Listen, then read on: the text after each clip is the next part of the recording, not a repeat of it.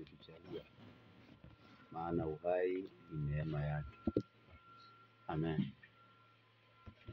Asante sana wapendwa wasikilizaji wa stesheni hii ya BK, kwa uwezo ambao Mungu ametujalia leo tumepatikana tena ili tukaweze kusikia neno la Mungu.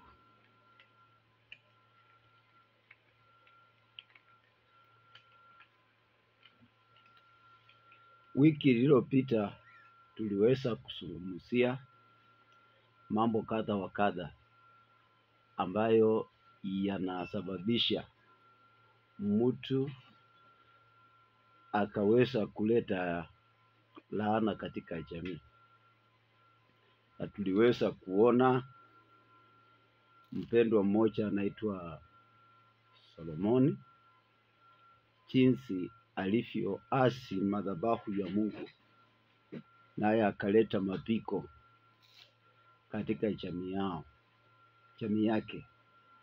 Nataka leo tuende pole pole ukaweze kuelewa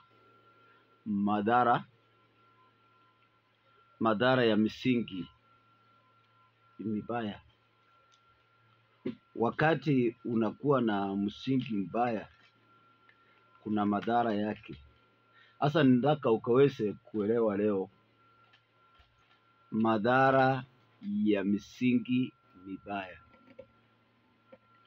Wakati unakuwa na msingi mbaya, kuna mambo ambayo yatafanya ukaweze kuelewa ya kwamba uko katika misingi mbaya.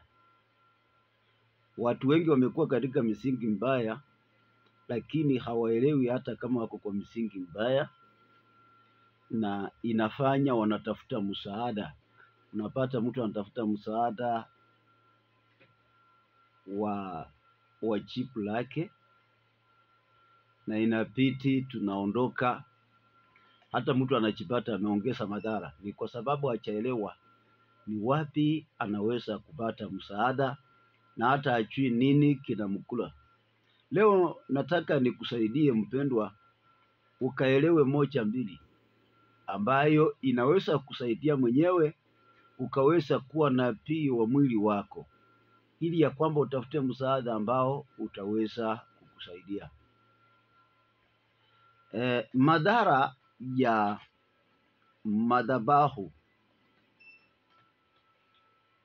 mabaya. Kwa hivyo kichwa cha neno la siku ya leo ni madhara ya misingi mibaya ya waliotutangulia. Madhara ya misingi mibaya ya waliotutangulia. Sasa tunapata katika kitabu cha Wafalme wa kwanza ule mlango wa 11 mstari wa 11. Mungu anazungumza, anaambia huyu mtu anaitwa Solomoni, anamwambia ya kwamba umenyang'anywa ufalme, na huu ufalme amepewa mtumishi wako. Huyu jamaa ananyang'anywa ufalme, na ufalme unapewa mtumishi wake.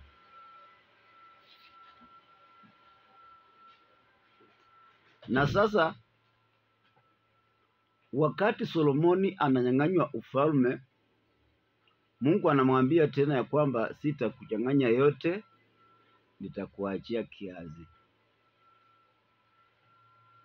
Na tunaona tulivyojifundisha last week katika kitabu hicho cha Wafalme wa kwanza 11 kuanzia mstari wa 6, tunaona kukucha mpaka mstari wa 9, tunapata ya kwamba Solomoni aliacha Mungu na kujenga madhabahu, kujengea wanawake wake madhabahu. Kila mwanamke alimjengea madhabahu yake.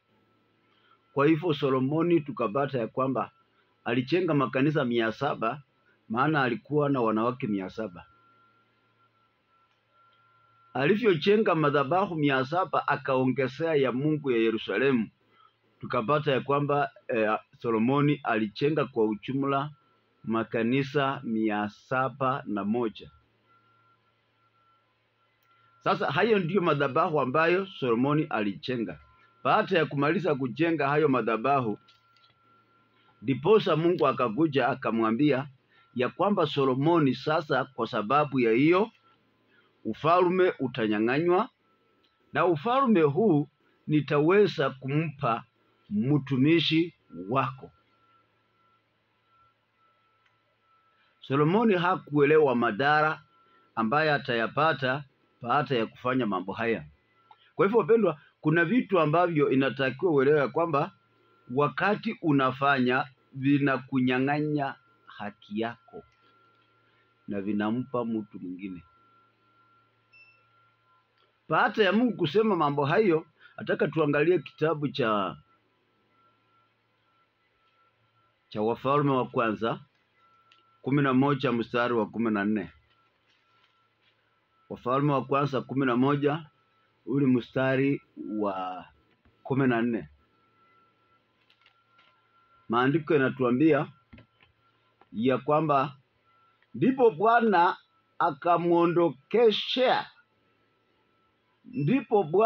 akamwondokeshea Suleimani adui.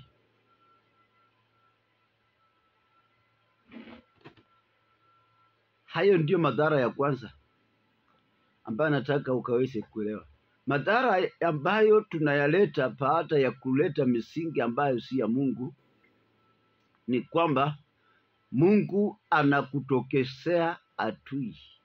Yaani katika lugha nyingine, Mungu anakuletea adui. Maandiko yanasema ya kwamba Mungu akamwondokeshea Sulemani adui. Maana yake akamletea Solomoni adui. Sio ya kwamba adui huyu mwenyewe amekuja, na sio ya kwamba Mungu ametaka kuleta adui, lakini kwa sababu ya maasi ya Solomoni, Mungu anasema ya kwamba anamletea mwenyewe, anamletea Solomoni adui. Inaendelea kusema hiyo mstari ya kwamba Hatati Mwetomi, yeye alikuwa wa wazao wa mfalme wa Edomu. Huyu mtu Hatati alikuwa ni mtoto wa mfalme wa Waedomu. Nao Waedomu waliweza kupikwa na Daudi.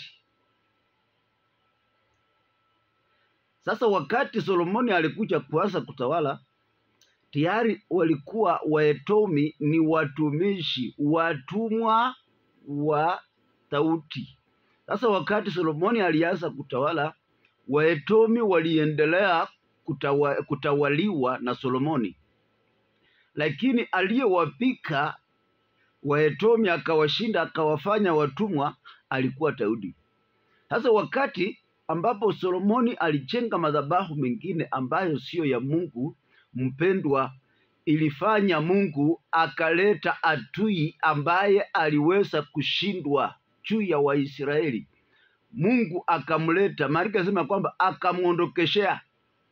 So nataka uelewe kitu hiki ya kwamba wakati unataka kujua ya kwamba kuna misingi mibaya katika maisha yako, unatambua kwa adui ambaye hata baba yako alikuwa amemshinda. Kuna adui ambaye babu yako alimshinda, lakini wewe amekushinda.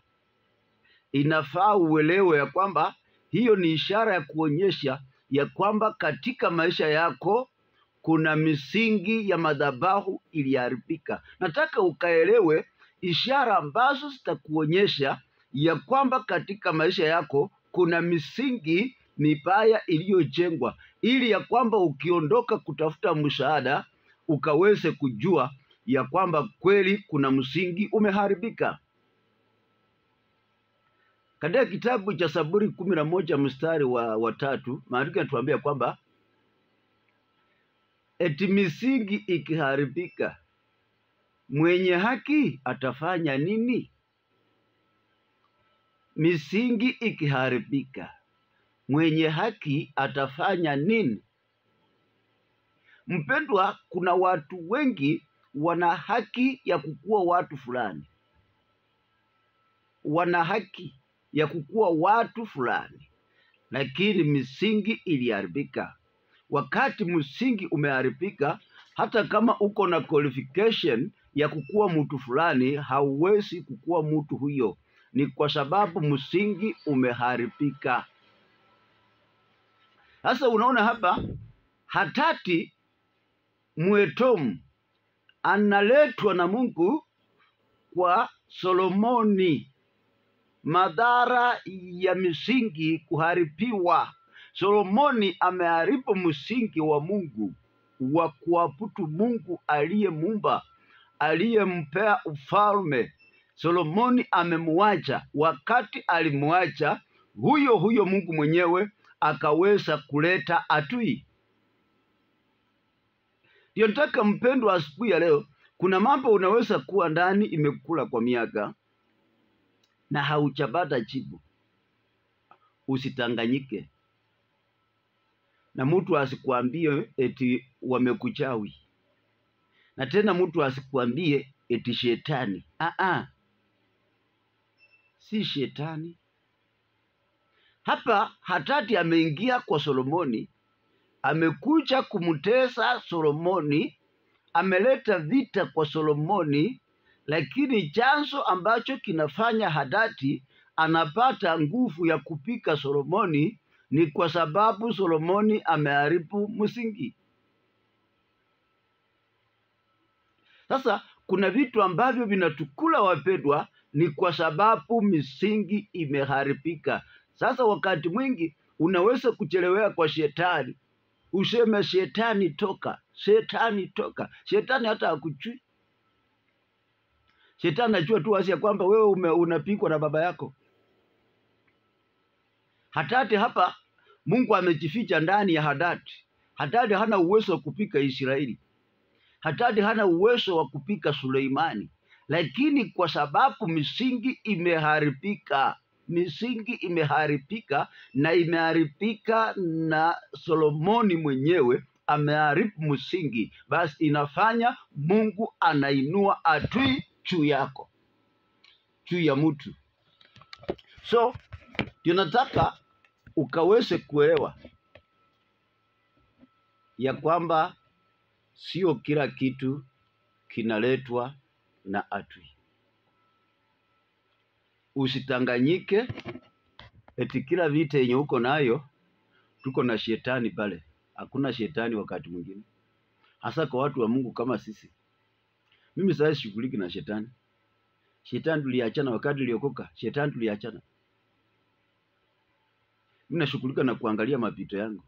Nimetembeaje, nimewasa nini, nimesungumusa nini, nimekula nini, nimekunywa nini.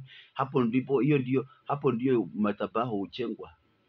Katika hayo maneno, nimeenda mkutano kani, nimeenda sherehe kani, nimehudhuria ibada kani, hiyo ndio nachungana nayo. Siwezi kuchungana na shetani.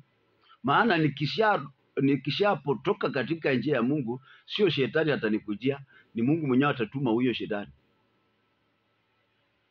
Alikuja akasimama ndani ya mfalme wa Edomu ambaye hana nguvu. Mungu akajifanya nguvu yake, basi akaenda. Alipoingia kwa Solomoni, mambo ikaharibika. Sababu nini? Ni Solomoni mwenyewe. Kuna mambo ambayo mpendo atakuwa tu uruti chini, uruti kwa meza, uanze kuchora upya. Misingi ikiharibika, mwenye haki atafanya nini? Zaburi ya 11. Solomoni aliharibu msingi. Alikuwa na haki ya kupika Waedomu, maana walikuwa watumwa wake.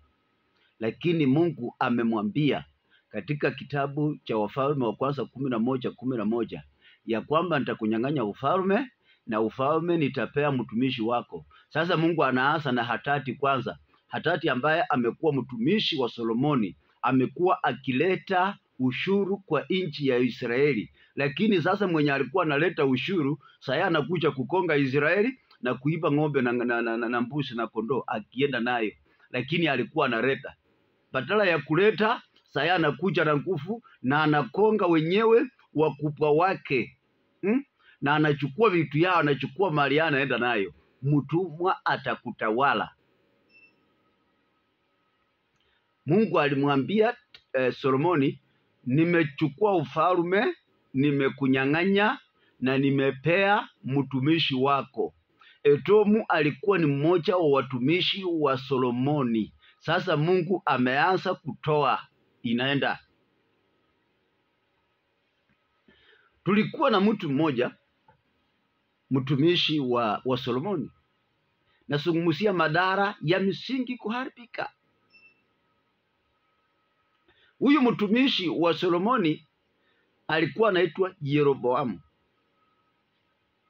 Yeroboamu huyu alikuwa wa uzao wa Efraim.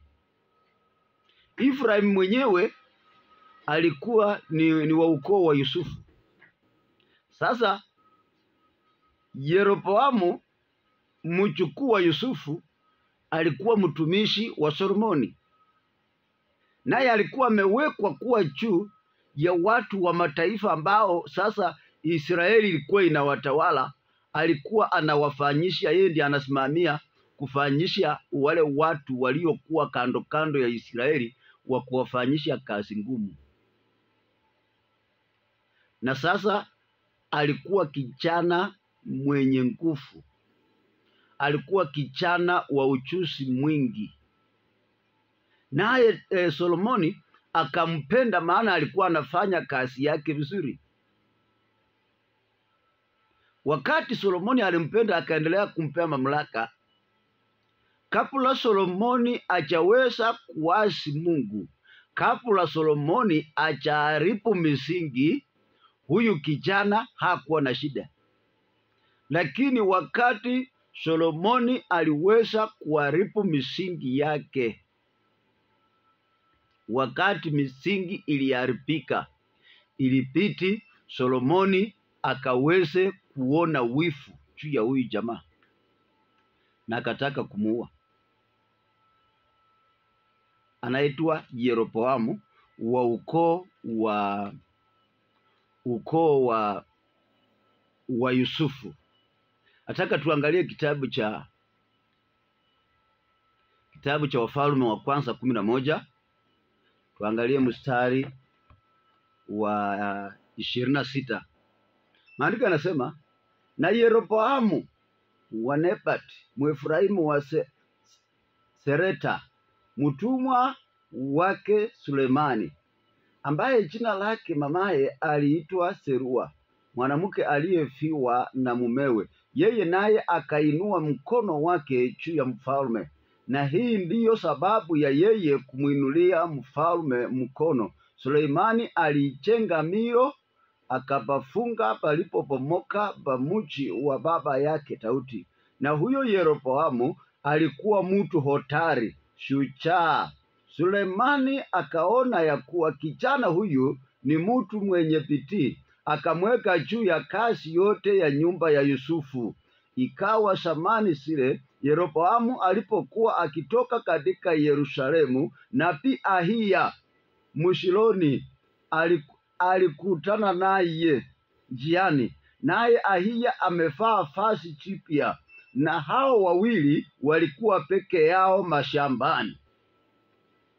Ahiya akalishika lile vazi jipya alilokuwa amelivaa, akalirarua vipande 12, akamwambia Yeroboamu, twaa wewe vipande 10, maana Bwana Mungu wa Israeli asema hivi, nitaurarua ufalme na kuondoa katika mkono wa Sulemani, nami nitakupa wewe kabila 10. Lakini yeye atakuwa na kabila moja kwa ajili ya mtumishi wangu Daudi na kwa ajili ya Yerusalemu, mji ule niliouchukua katika miji yote ya kabila za Israeli, kwa sababu wameniacha mimi, wakaabudu Ashtoreti mungu mke wa Washtoni, na Kemoshi mungu wa Moabi, na Milikomu mungu wa wana wa Amoni. Wala hawakuenda katika njia zangu, kutenda mema machoni pangu, kuzishika sheria zangu na hukumu zangu, kama Daudi baba yake. Walakini sitauondoa ufalme wote katika mkono wake, lakini nitamfanya awe mkuu siku zote za maisha yake, kwa ajili ya mtumishi wangu Daudi niliyemchagua, kwa maana alizishika amri zangu na sheria zangu. Mstari wa 35, lakini nitauondoa ufalme katika mkono wa mwanawe, nami nitakupa wewe kabila 10. Mungu anakutana na jamaa anaitwa Yeroboamu kupitia kwa nabii anaitwa Ahiya. Ahiya anaambia Yeroboamu, mtumishi wa Suleimani, ujumbe ya kwamba nitakupa makabila 10. Na Waisraeli wapendwa walikuwa makabila 12, lakini kabila moja la Israeli, kabila la Lawi, Mungu alisema ya kwamba hawa hawatakuwa na urithi kivyao, maana hawa ni makuhani. Sasa akawatawanya katika makabila 12, kwa hivyo wakabaki makabila 11. Makabila 11 haya, kabila moja la Yuda ndilo kabila la Daudi na Suleimani, na hawa ndio walikuwa na mafuta ya kuwa na ufalme. Wakati waliasi Mungu kupitia kwa Solomoni, alipobadilisha misingi, alipoharibu msingi, Mungu anakuja anamwambia Yeroboamu wa kabila la Yusufu, mtumishi wa Suleimani, ya kwamba nitakupa wewe kabila 10, kwa sababu hii nyumba ya Yuda imeweza kuabudu miungu na kuniacha mimi, hawajaenda kwa njia yangu, misingi imeharibika.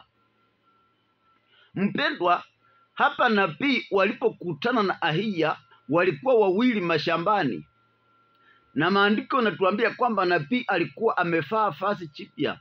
Aliweza kulitoa vazi lake, maandiko yanasema ya kwamba akaweza kulifua, naye akalirarua vazi lake vipande 10, na akaambia kwa vipande 10 hivi vinamaanisha kila kipande kabila, kila kipande kabila, kila kipande kabila moja, vazi la nabii.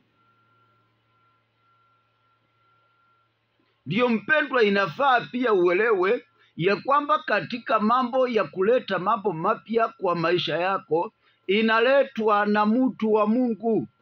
Mungu akikuja sasa hivi kwako, anaweza kupitia kwangu jinsi ninavyozungumza, ama apitie kwa mchungaji wako huyo, ama apitie kwa mtumishi wa Mungu yeyote uliye karibu na yeye.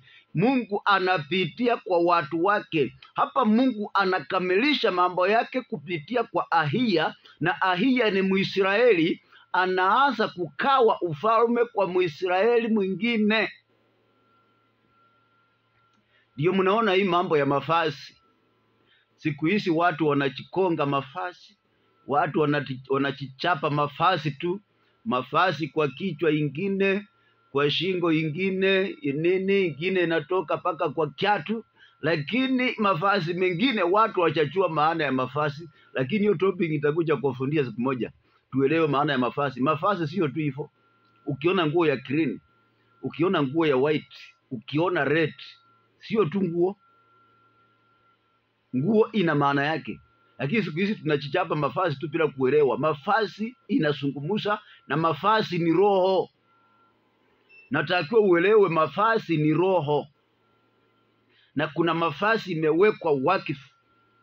Ndio maana unapata sasa mtu akifaa tu vazi fulani na anaharibika. Hata mtu akifaa vazi fulani, watu wanaanza kusema huyu mtu anakaa fulani, kwa sababu mavazi ni roho, mavazi ni spirit, sio mavazi tu. Huyu jamaa alikuwa Ni huyu jamaa anaitwa Yeroboamu alikuwa na spirit ya utumwa, hakuwa na spirit ya ufalme. Lakini huyu jamaa anaitwa Ahiya nabii alikuwa na spirit ya ufalme, alikuwa ndani yake na spirit ya ukuhani, alikuwa ndani yake na spirit ya kufanya ukuwe mtu mkubwa kama mtoko. Ana uwezo wa kutunisha na ana uwezo wa kuinua.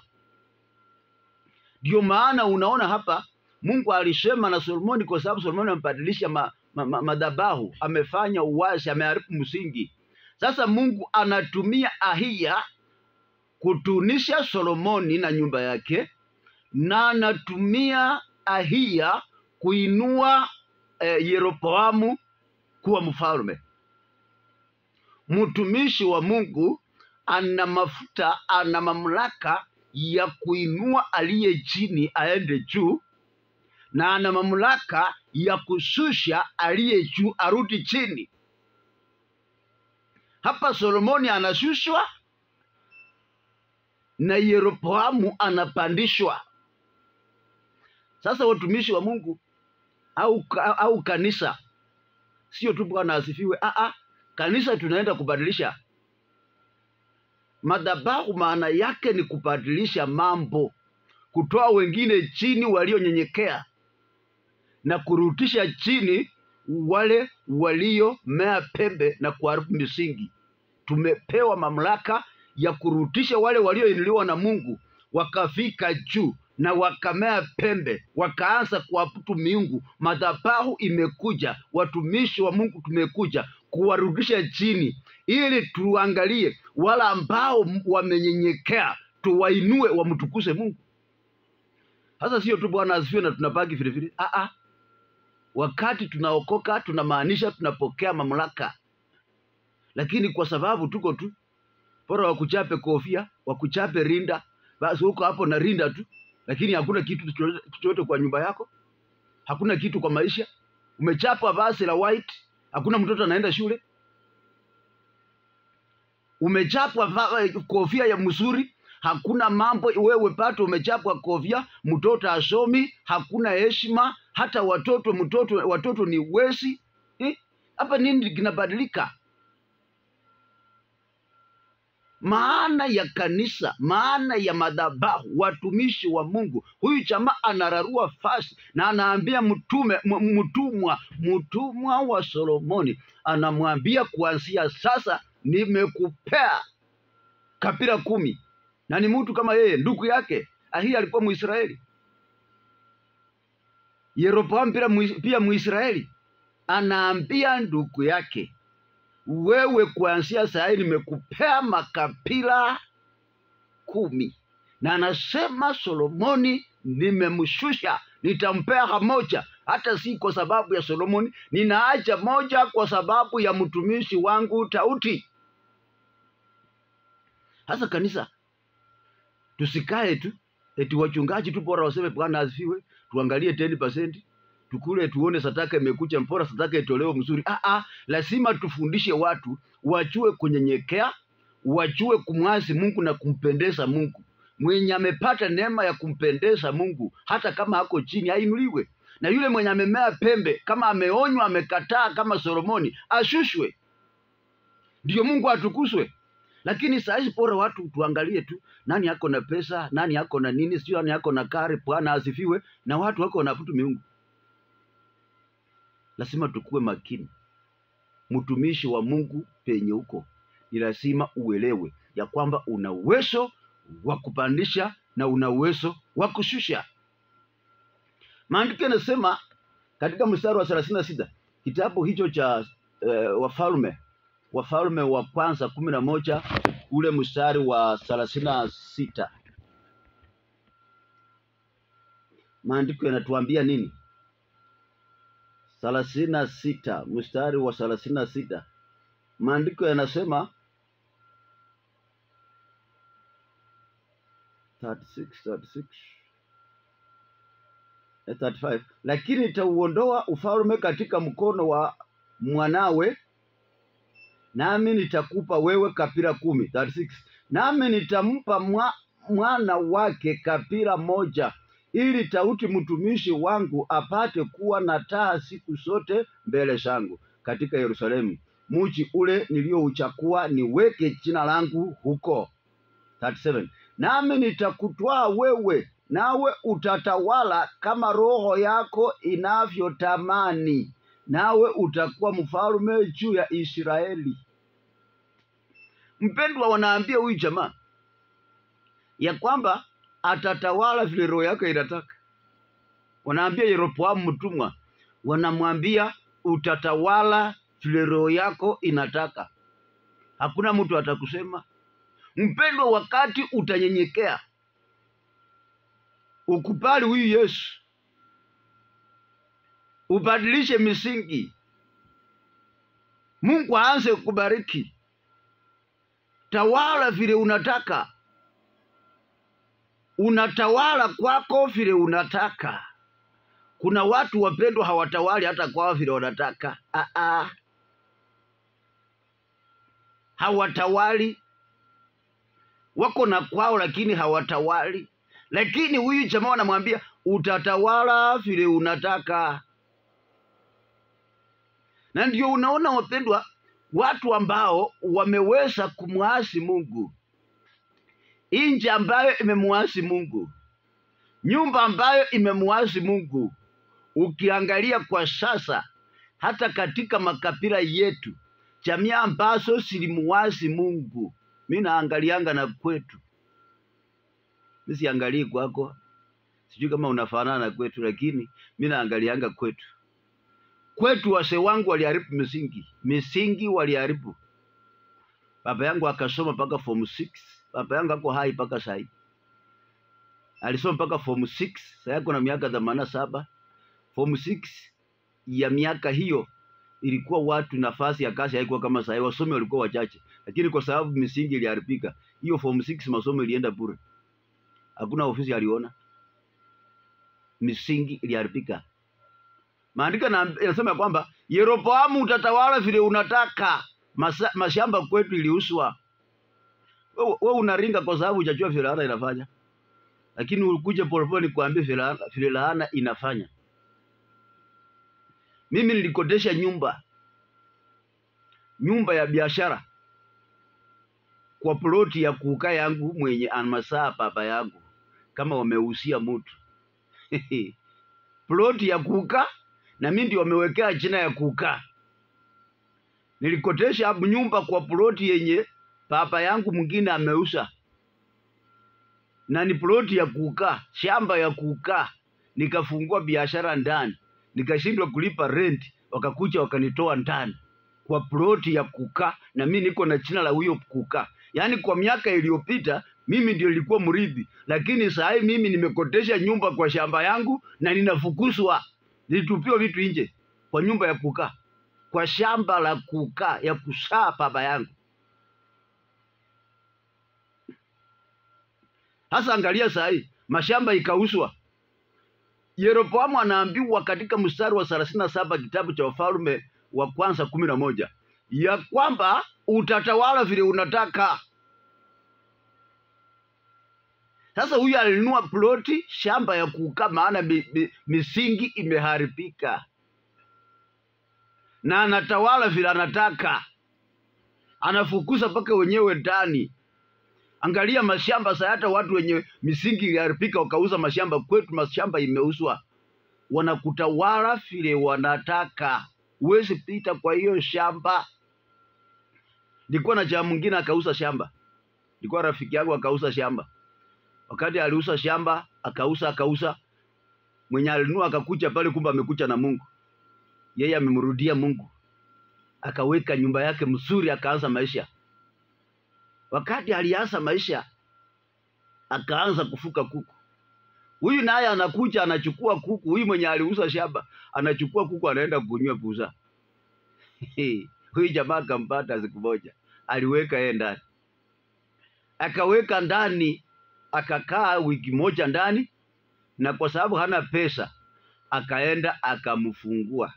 Yaani akasema apate tu atapu na atoke. Akaenda akamtoa ndani ya rumandi. Akarudi nyumbani. Huyu aliporudi nyumbani akaenda kwa pusa, akapata kule marafiki wakampikia pole ya pusa, akakunywa pusa tena akakuja.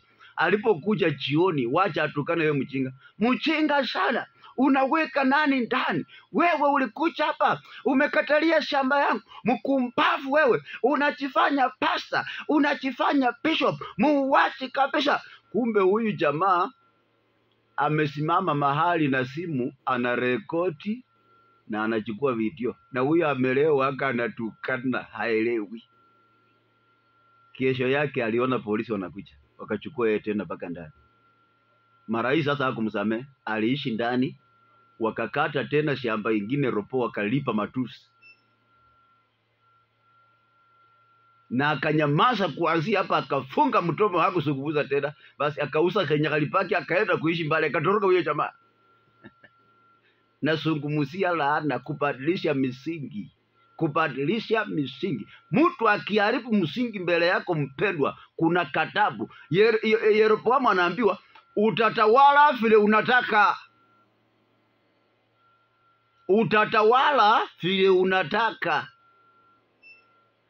Niliona mama mwingine tena akaenda mahali, ameenda kwa duka.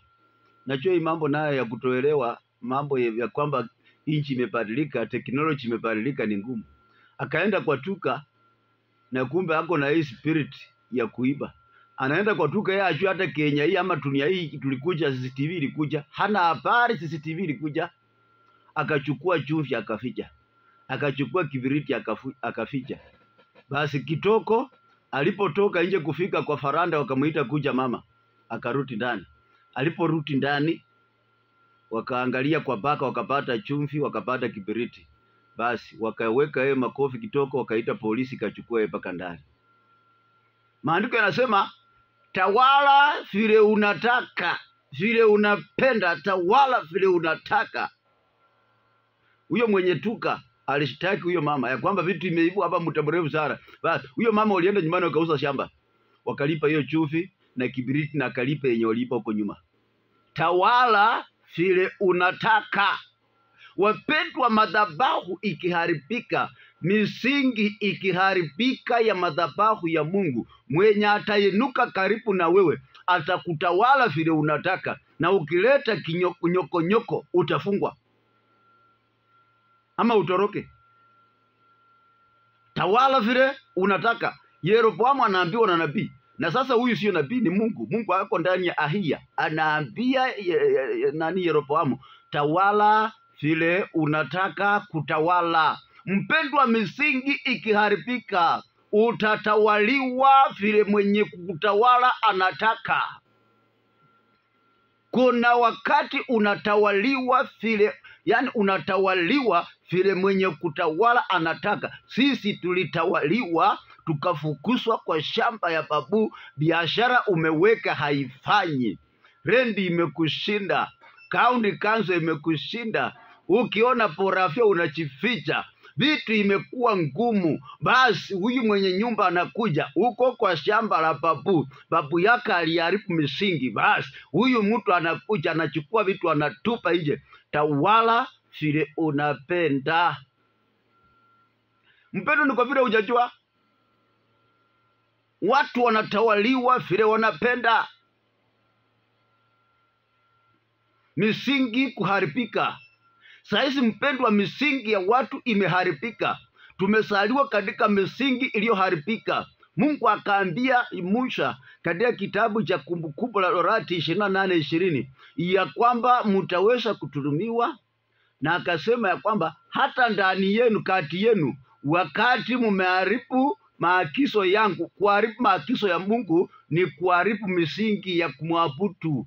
Anasema hata mtaoa wanawake na watu wengine watalala nao, na hakuna mtu atakutetea. Wapendwa, saisi ninavyozungumza hivi, ni nani? Ulioa? Ndio. Ulioleka? Ndio. Mwanaume alioa, lakini anaweza kuja kwa nyumba saa 6 ya usiku. Anaweza kuenda alale nje akuje kesho. Hakuna kitu mwanamke atauliza. Utauliza kama nani? Unauliza kama nani? Wewe mwanamke si mtawala. Mwanamke ameoleka ndio, lakini anaweza kuondoka sai, atarudi Jumanne. Na mwanamume huwezi kuuliza, bora ukuletee samaki na omena ukule, mambo yako imekwisha. Utatawaliwa, wanakutawala vile wanataka. Misingi. Sasa ukiona mambo haya mpendwa, watu wanaondoka kwa nyumba bila kujali watoto, bila kujali mwanamke, mwanamke ajali watoto, hawezi kujali mume wake. Wapendwa, sio ya kwamba hao watu wanataka, misingi iliharibika. Kama hujajua nitafute kando polepole nitakueleza. Sisi tulikuliwa. Kitambo tuinue mikono tuanze kuhubiri Yesu, tulikuliwa. Mimi nasema ya kwetu na ya kwangu, zebu ya kwako. Na nimekundua ya kwamba misingi iliharibika. Hata kama nililala kwa malaya, hata kama nililala kwa wenyewe, kwa nyumba ya wenyewe, si kuwa mimi, misingi iliharibika. Misingi iliharibika. Nilisaliwa katika misingi ambayo imeharibika na walionitangulia. Kwa hivyo mpendwa, wakati unaona wanawake kwa area wanakupenda, wasichana wanakupenda, wewe mama unaona wanaume wanakupenda, hata vijana wanakupenda, usitanie tu uko na sura mzuri, na usitanie bwana tunajua kutongoza. Sio kutongoza, misingi imeharibika. Unaelekea kuisha, unakwisha uko, unaelekea kuisha. Misingi imeharibika. Mtu asikwambie eti wewe ni mwanamume eti ulitairiwa, eti unaweza tu kuondoka kwa nyumba leo bila kuambia mwanamke eti kwa sababu ulitairiwa, eti na urudi Jumatano kwa sababu nyumba ni yako. Misingi imeharibika, huko unakufa mapema. We mwanamke umeoleka, sasa ulioleka nini? Maana huko kwa nyumba, lakini unaweza kutoka vile unataka, urudi penye unataka, na unasema mimi mtu hawezi kunichunga. Kwani ananichunga kama nani? Wacha nikwambie, usitanie huko na sura mzuri. Misingi imeharibika, huko unakufa. Wewe si mtawala. Huwezi kuacha inji yako, nyumba yako, ndoa yako ni inji yako. Huwezi kuacha inji yako bila mlinzi. Wewe unaenda bila kuambia mlinzi, bila kuambia kujua kwamba wewe ni mtawala. Unaacha inji yako. Kama saa hii president wa Kenya aondoke tu Kenya aende Amerika akae bila kuambia mke wake, bila kuambia makamu wa rais, aende akae huko miezi 2, eti anarudi tu na anakaa kwa ufalme. Huyu mtu atakuja imechukuliwa. Hivyo ndivyo vitu vinachukuliwa. Maandiko yanasema Yeroboamu, utatawala vile unataka. Nyumba ambayo inajitawala, mwanamume anajitawala vile anataka, mwanamke anajitawala vile anataka, watoto wanajitawala vile wanataka. Hiyo ni ishara kuonyesha kwamba mpendwa, misingi imeharibika. Hawa watu wamekwisha. Baraka imeondoka. Watu ambao ukiangalia kwamba wamefanikiwa ni watu ambao wanajitawala, wanajua kulinda boma yao, wanajua kulinda maono yao, wanajua ya kwamba nilitoka nyumbani, inatakiwa nirudi nyumbani. Mtu wa kuelewa hivyo mpendwa, ujue ya kwamba kuna kamsingi pato kanasimama. Lakini saa hii mpendwa, hata unaweza pata pasta, basi unaondoka asubuhi unaenda jioni unaenda kesha, na uendi kesha, utarudi kesho ingine tu umeenda kesha. Hii misingi imeharibika bwana. Maana lazima uchunge madhabahu. Umeachana na madhabahu, lazima uchunge misingi. Maandiko yanasema ya kwamba tawala Yeroboamu na utawale vile unataka. Watu wanajitawala vile wanataka. Ukiona vitu vinaenda kwa nyumba mpendwa bila protocol, jua ya kwamba kutawala wewe kumekwisha. Kuna mtawala, ni roho za msingi ya utumwa imeanza kukutawala na itamaliza mbaya. Unaelekea kuisha. Kile ulicho nacho kiko kinaenda. So nakusima pema ya kwamba ni lazima ukaweze kufikiria mzuri. Tafuta Yesu. Si tulikuliwa na hiyo na tukatafuta Yesu. Sasa tunasikia kuishi. Sina matumaini. Solomoni alikuwa na pesa, kumbe iko inakwisha. Sasa unaweza kuwa na uwezo, kumbe uko unakwisha. Takiwa ujipange. Ni heri kuwa na matumaini na maono na utakatifu na connection, uhusiano na Mungu. Itakusaidia, maana uhusiano na Mungu unaleta vitu ambavyo haviko vikakujia. Ule mstari wa 38, tena itakuwa ukiyasikia yote nitakayo kuamuru na kuenda katika njia zangu na kutenda yaliyo mema machoni pangu, ili kusishika amri zangu na hukumu zangu kama Daudi mtumishi wangu alivyotenda, basi nitakuwa pamoja nawe, nitakujengea nyumba iliyo imara kama nilivyomjengea Daudi, nami nitakupa wewe Israeli. Tena nitawatesa wasao wa Daudi kwa sababu hii, lakini si daima. Mstari wa 40, basi Suleimani akataka kumuua Yeroboamu, lakini Yeroboamu akaondoka akakimbilia Misri kwa Shishaki mfalme wa Misri, akakaa katika Misri hata wakati wa kufa kwake Suleimani. Suleimani alipoona Yeroboamu amepakwa mafuta, akaona kibali kinaanza kukuja kwa Yeroboamu mtumishi wake, na amepata ujumbe ya kwamba nitapea mtumishi wako utawala. Akasema hapana, Yeroboamu huyu anatakiwa kufe.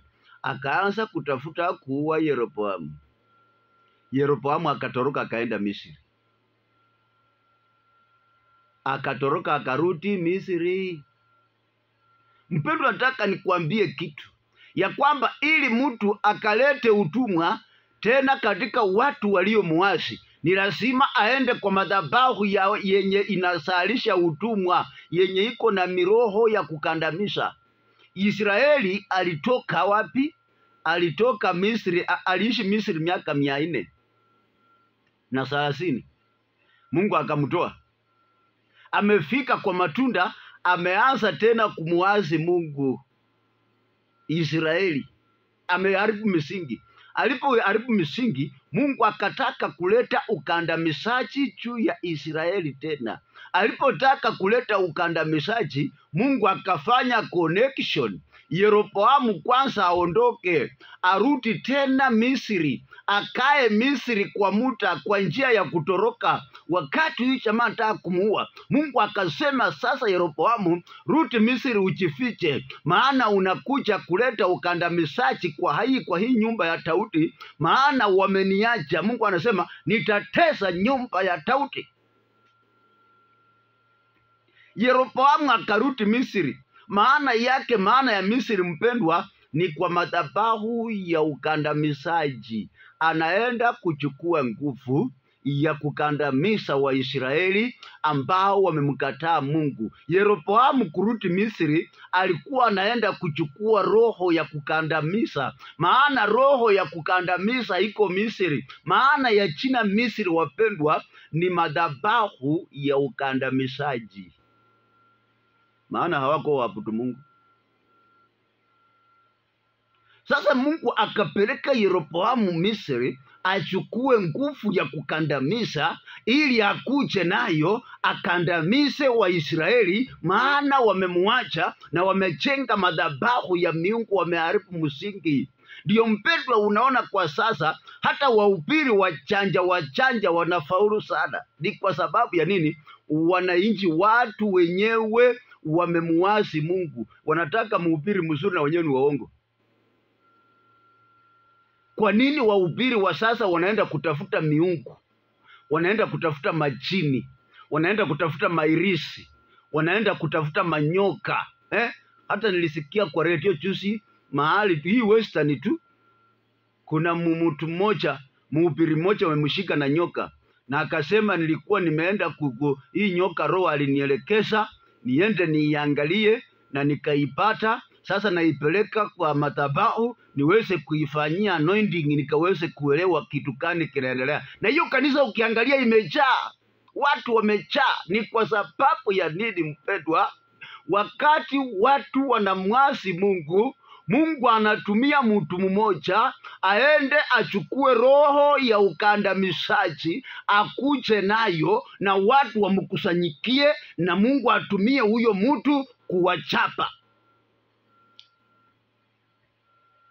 Ndio maana makanisa ya sasa ambayo yanatumia ujanja wa miujiza ya kina Sindula, hao ndio wako na watu wanakimbia huko. Maana watu hawako tayari kufanya ukweli, watu hawako tayari kuokoka, watu hawako tayari kukombolewa, watu hawako tayari kusikia neno la ukweli, watu hawako tayari kuamini neno, wako tayari kuona miujiza. Na Mungu sasa anatuma watu wahubiri wenye wanatumia sai miungu. Ni roho ya Yeroboamu alienda Misri. Ndio maana unaona sai wahubiri wanaenda Misri, wanaenda wanatafuta nguvu, wanaenda kutafuta nguvu ya miujiza, kwa sababu wanataka miujiza. Hautaki ukweli, basi watakutengenezea mtoto mwenye atakuuma matiti, mwenye ako na meno atakunyonya kifua iharibike, basi huyo ndiye unataka. Lakini Mungu akupea mtoto mtoko mwenye hana meno, mwenye unaweza kulea akuje polepole, wewe hauna acha na yeye, maana mwenyewe umechoka, hauna uvumilivu, unataka kari ya haraka, unataka kazi ya haraka, unataka nyumba ya haraka, unataka mamilioni ya haraka. Lakini baraka ya Mungu mpendwa inakuja kama mtoto mtoko. Hatoto hatoko halelewe kwa taweli, hakaweze kukuja hakue hakomae. Hako ndio hatoto hatakuja na ushuhuda na baraka. Na hiyo ndiyo kanisa au madhabahu au watumishi wa Mungu ambao watamungoja Mungu kwa imani kupitia kwa neno, na watu hawako tayari kungoja. Mtu anataka aingie kanisani leo, kesho awe na mamilioni. Aingie kanisani leo, kesho akuwe na kari. Eti sasa ndiye ajue hapo ni pastor. Wako kina Yeroboamu wako. Mungu anasema watatawala vile wanataka. Na ndio unaona hata wahubiri wenye anatumia miungu wanatawala vile wanataka. Hata akiambia mtu kimbia uuse shamba, anakimbia na uuse shamba. Kimbia uuse ng'ombe, anakimbia. Akimwambia acha kazi, anaacha kazi. Lakini watumishi wa Mungu ambao wameamini neno, wanafuata kungoja neno, wale wa uzao wa Abrahamu, ukiangalia mzuri, watu wenye wanaenda huko ni kama wanafananisha. Wacha nikwambie, kimbia, lakini utapata Sindula. Mungu anaambia Yeroboamu enda Misri. Alipoenda Misri, alikuja na roho ya kukandamiza Waisraeli. Hata nchi yetu tunayokaa hii, wapendwa, ili tupate kiongozi mzuri, ni lazima watu waanze kutafuta ukweli. Tukiweza kukua na Mungu, Mungu aweze kutupea kiongozi mbaya. Na tukiwa wabaya, Mungu aweze kutupea kiongozi mzuri. Haiwezekani. Ili tupate kiongozi mzuri, inatakiwa sisi tukue wazuri, tumrudie Mungu. Na Mungu hawezi kubali kiongozi mmoja akatutesa na sisi tunampenda, tumependa Mungu mwenye aliumba kiongozi. Kiongozi ni ndugu yetu, ameumbwa na Mungu kama sisi. Kwa nini atutese? Inamaanisha sisi ndio shida. Sasa kukeuza nchi, mpendwa, ni kwamba sisi tumrudie Mungu. Mungu ambaye aliumba moyo anaweza kubadilisha huu moyo hata kama huyu mtu ni mbaya. Lakini Mungu hawezi kubadilisha moyo aweke ndani ya kiongozi moyo mzuri na wewe mwenyewe ni mbaya. Mungu hawezi kuweka roho ya kusaidia ndani ya MCA na wewe mwenyewe ni mbaya. Hawezi kuweka ndani ya governor wewe mwenyewe ni shida.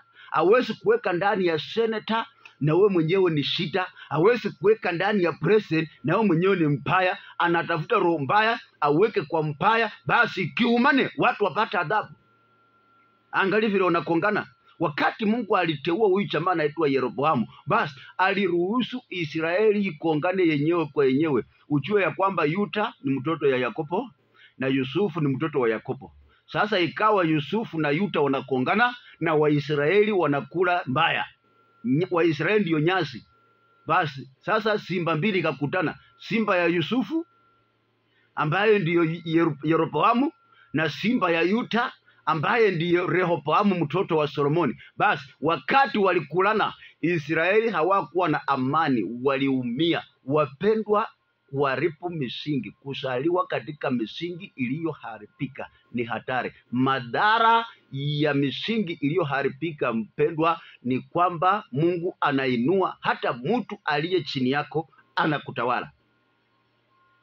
Mungu analeta adui uliyemshinda kama Hatati, anaenda anamrudisha tena. Aliyekutumikia anakukeuka, anaanza kukunyang'anya. Sasa wapendwa, hata wewe kwa poma yako hiyo, ukiona wewe unaandika watu wezi peke yao, nitakiwa ujue kwamba misingi imeharibika. Unaandika wenye wanakuibia tu. Misingi sio hao wezi. Misingi yako ndio shida. Inatakiwa utafute msaada ndio ufike kwa hatima yako. Mungu akubariki. Tutaendelea na kipindi hiki. Leo ni siku ya ni kipindi cha pili kuangalia madhabahu iliyo na madhara. Tulianza last week, topic hii ni ndefu, tutaendelea nayo. Mungu akupe neema. Mungu akitupea uzima, Jumapili saa 2 tutakuwa tena tukaweze kuendeleza sehemu ya 3 ili ukaelewe. Huko mbele nitaweza kufundisha vile unaweza kubadilisha madhabahu. Mimi nimebadilisha, ndio maana niko hai. Nilibadilisha ya kwetu. Nitakufundisha vile unaweza kubadilisha madhabahu ukinifuatilia. Ujumbe huu tunaweka YouTube. Kama uko na simu kubwa, andika Apostle Nicodemus, utapata ujumbe huu YouTube, utufuatilie. Kuna mengine pia inawekwa pale, utaweza kubarikiwa. Jina langu ni Apostle Nicodemus. Ukiandika hivyo utanipata YouTube ama Fitmate au kwingine kule. Kanisa langu ni Word of Creation au Neno Linaumba. Tuko katika mji wa Kimilili. Mungu akikupa neema, kama uko maeneo hayo, hata kama uko mbali na una uwezo wa kufika, ama unataka advice, direction yote kwa hii mambo ya madhabahu, unipikie simu na tutaongea. Kuja kanisani. Ibada yetu inafanyika Jumapili. Tunakuwa na ibada ya kwanza asubuhi saa 11 hadi saa 2, na mimi napatikana hapa. Saa hizi saa 3 tunaanza ibada ya pili, na kila siku tunakuwa na maombi saa 11:30 hadi saa 1 kanisani pale Kimilili. Tunakuwa na lunch hour saa 6 hadi saa 8. Ukipata nafasi kitoko, kuja uombe. Tuombe. Mungu wetu anasikia maombi. Tunakuwa na evening revival kuanzia saa 10 hadi saa 12. Tunakuwa na ibada 3 kila siku. Mungu akupe neema wakati ameweza kukunenea. Ukipatikana, Mungu mwenyewe atakusaidia. Kama una swali lolote, tunaweza kuwasiliana kwa njia hiyo, na Mungu akubariki sana. Barikiwa katika jina la Yesu.